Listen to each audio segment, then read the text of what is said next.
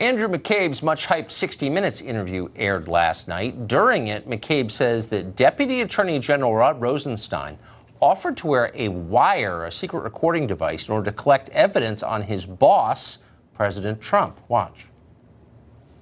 The Deputy Attorney General offered to wear a wire into the White House.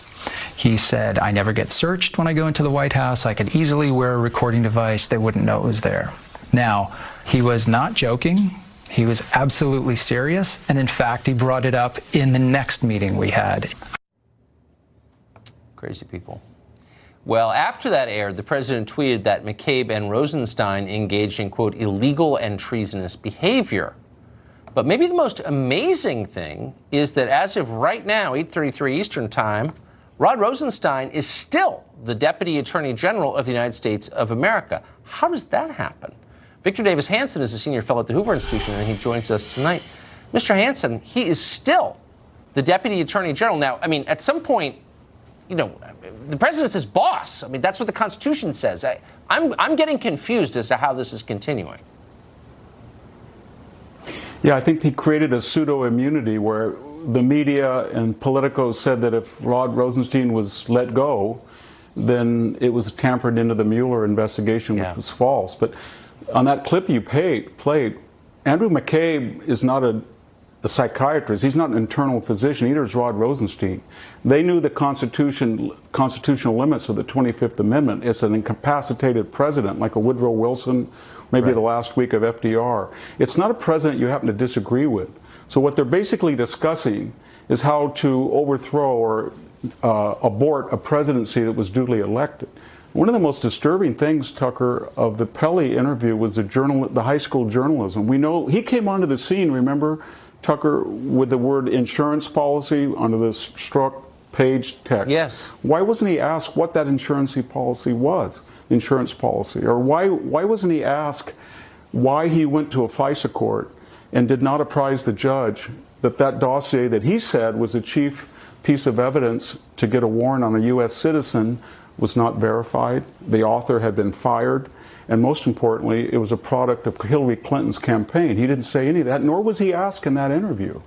So not only is he engaging in really unethical and maybe even unconstitutional behavior, but he has a record of leaking, according to the Inspector General, of not telling the truth, and then deceiving a court, as does James Comey. And what and you've mentioned this, Tucker, but what really gets us upset, us being the American people, we have these sanctimonious Boy Scout, self-righteous James Clapper, John Brennan, James Comey, Peter Strzok, Andrew McCabe, and they feel that somehow they've got a rationale or prerogative to be divinities, and they can tell people when a president should go and when he should come, and what a court needs to know, what he doesn't, when they can leak confidential information, when they can 245 times tell under oath a House Intelligence Committee they don't know.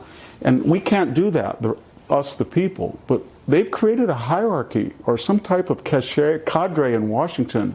They're like a Praetorian Guard where they're not subject to the limitations that we all enjoy as constitutional limitations on what you can do. Well, does it strike you as... When you mix that with self-righteousness, higher loyalty, the threat, all this psychodramatic language, it's really depressing. Well, it's depressing, it's I've never seen anything like it. But isn't it also ironic that all of this is being conducted in the name of protecting democracy? They're subverting a democratically elected office holder, their boss, in the name of protecting democracy. Is anyone self-aware enough to get this over there, do you think? I don't think so. I think they feel it's Trump is a special case, and that would be the best take on it. The worst case is that they thought all along that Hillary Clinton, when they started all of this during the campaign, was going to be elected, and that behavior would not only be excused, if not rewarded.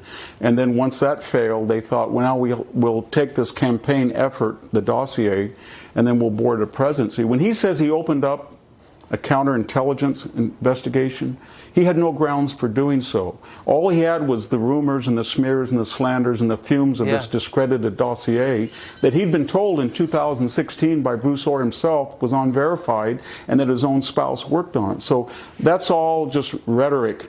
when he said to Scott Pelley, well, you know, I was opening up a counterintelligence investigation. Not only doesn't he have the right to do that, but he had no evidence to do that. Well, exactly. Now, Right. he's not Andrew McCabe, MD. He's not a doctor. He's not a constitutional lawyer. If he has a problem with Donald Trump and thinks he's done something wrong, that's a matter for the U.S. Congress to introduce articles of impeachment. Yeah, quit and write a Times op-ed about it if you want. Yeah, I agree. Professor, thank you very much. Good to see you tonight.